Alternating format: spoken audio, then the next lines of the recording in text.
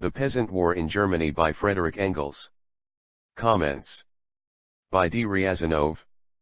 400 years have passed since the Great Peasant War in Germany. It differs from similar peasant uprisings of the 14th century in Italy, France and England, in that these uprisings were of a more or less local character and were directed against the money economy than in the process of development, while the Peasant War, unfolding in the epoch of early capitalism which was creating a world market, was intimately related to the events of the Reformation. This more complex historic background, compared with the background of the 14th century, rendered more complex the class grouping whose struggle determined the whole course of the Peasant War. The role of proletarian elements also becomes more pronounced compared with earlier uprisings. It was natural that, with the growth of a democratic movement in Germany, especially after the July Revolution in France, attention should be directed towards the study of the Great Peasant War. A series of popular brochures and works examining individual phases of the movement made their appearance, and in 1841 there was published the monumental work of Wilhelm Zimmermann, which, to the present time, remains the most detailed narrative of the events of the Peasant War in Germany.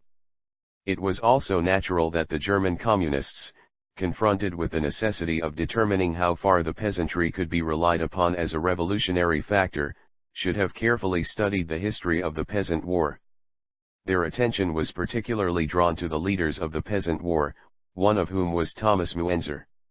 It is characteristic that as early as 1845, Engels, in one of his first articles for the Chartist Northern Star, called the attention of the English workers to this famous leader of the Peasant War of 1525, who, according to Engels, was a real democrat, and fought for real demands, not illusions.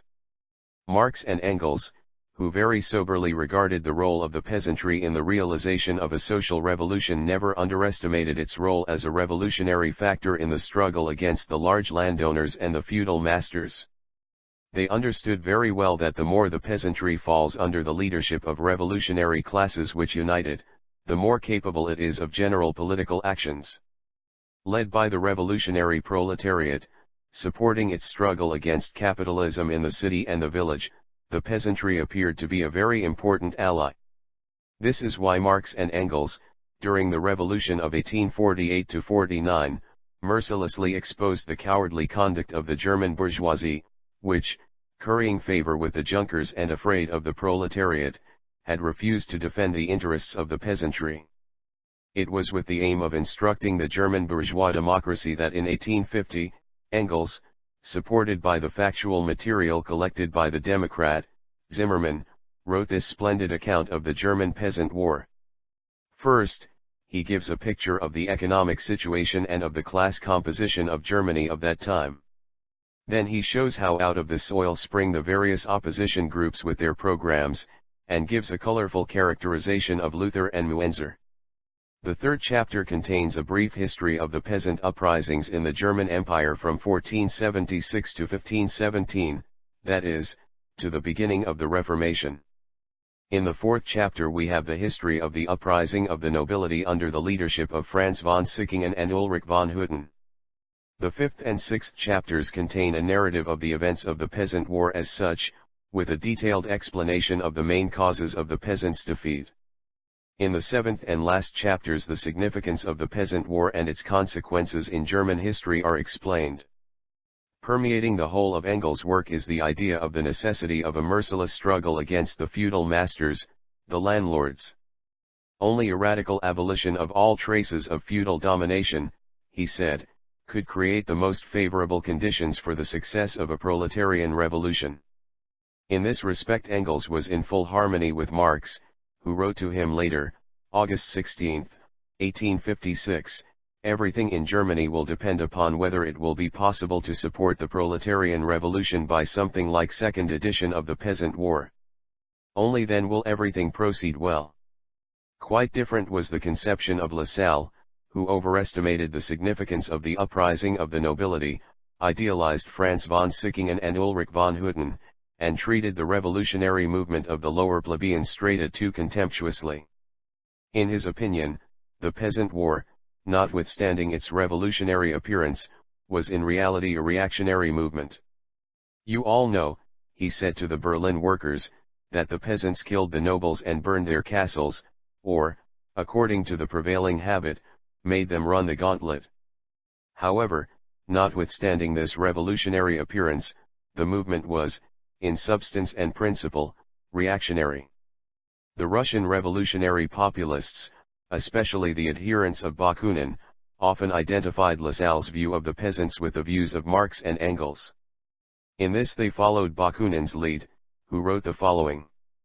Everybody knows that Lassalle repeatedly expressed the idea that the defeat of the peasant uprising in the 14th century and the strengthening and rapid growth of the bureaucratic state in Germany that followed it were a veritable triumph for the revolution. According to Bakunin, the German communists viewed all peasants as elements of reaction.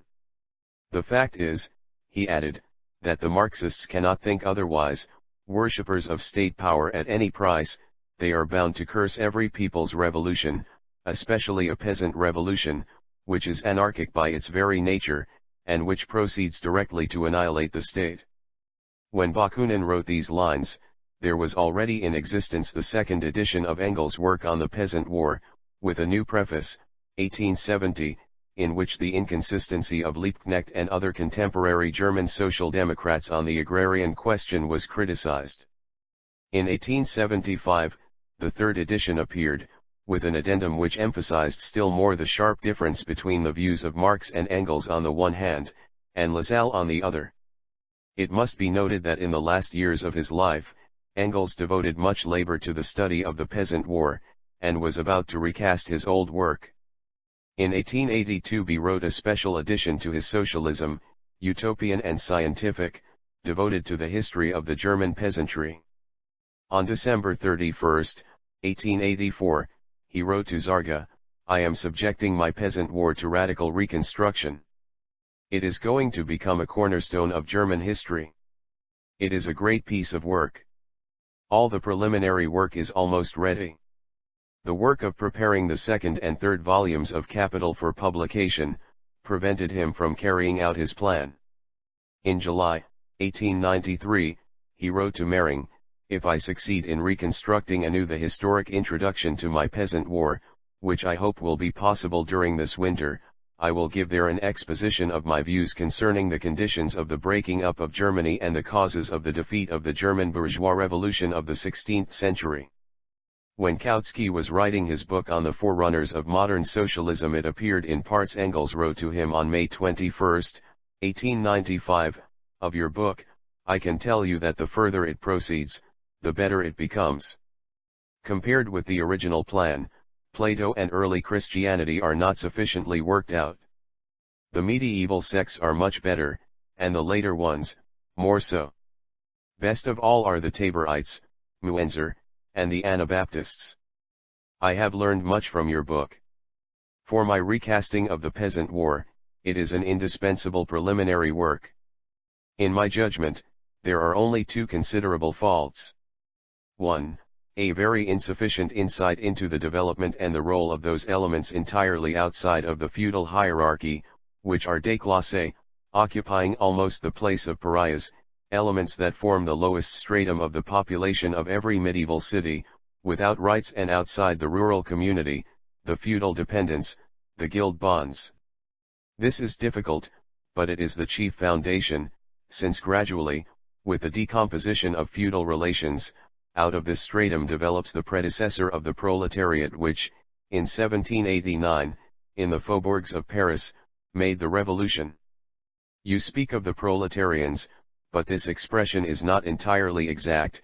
When you count among your proletarians the weavers, whose significance you picture very correctly, you may rightly do so, only beginning from that epoch when the déclassé non-guild journeyman weavers made their appearance and only in so far as the latter were in existence.